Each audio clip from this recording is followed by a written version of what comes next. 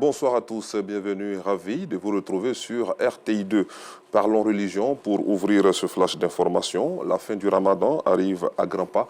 Pour connaître la date exacte de la fin de ce mois saint, les musulmans sont donc invités à observer le ciel durant cette nuit, aussi appelée nuit du doute, afin de voir si la lune peut être observée dans le ciel.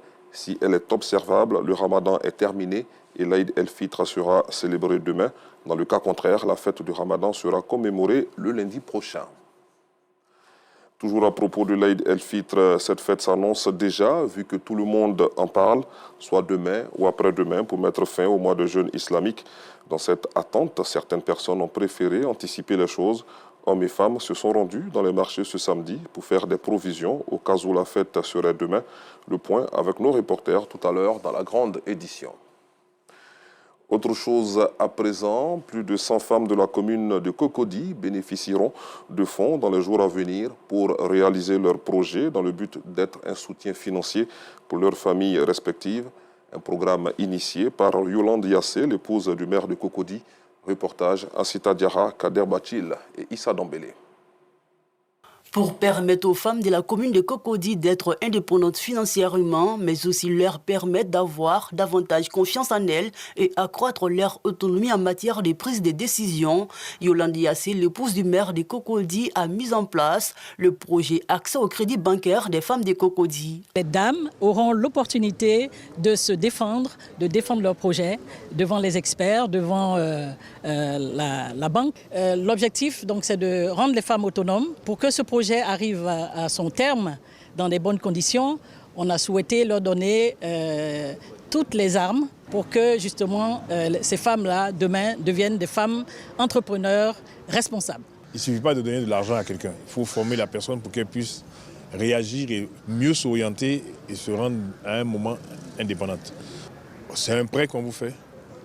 C'est un remboursement qui doit avoir lieu pour que d'autres femmes puissent en bénéficier. Les projets les plus pertinents, les mieux montés seront retenus sur cette première vague.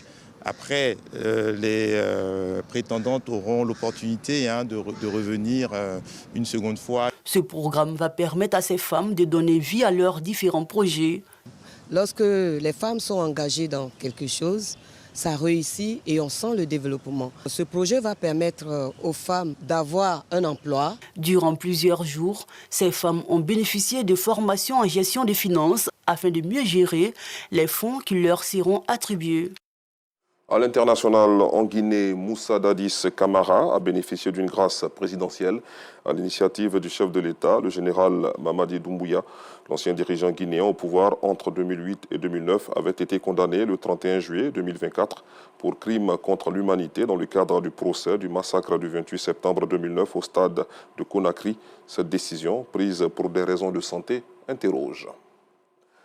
Hors du continent, en Turquie, plusieurs centaines de milliers de personnes se sont rassemblées ce samedi à Istanbul à l'appel du CHP, le parti d'opposition du maire Ekrem İmamoğlu, pour dénoncer l'arrestation de l'édile malgré la répression qui continue de s'abattre sur les protestataires.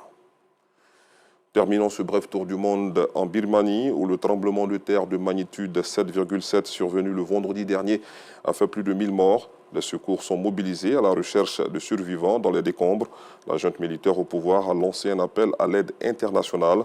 La Chine a annoncé l'envoi d'une équipe de 82 secouristes. L'Inde, l'Indonésie et la Corée du Sud ont également proposé de venir en aide aux habitants de la Birmanie. Je vous retrouve à 19h30.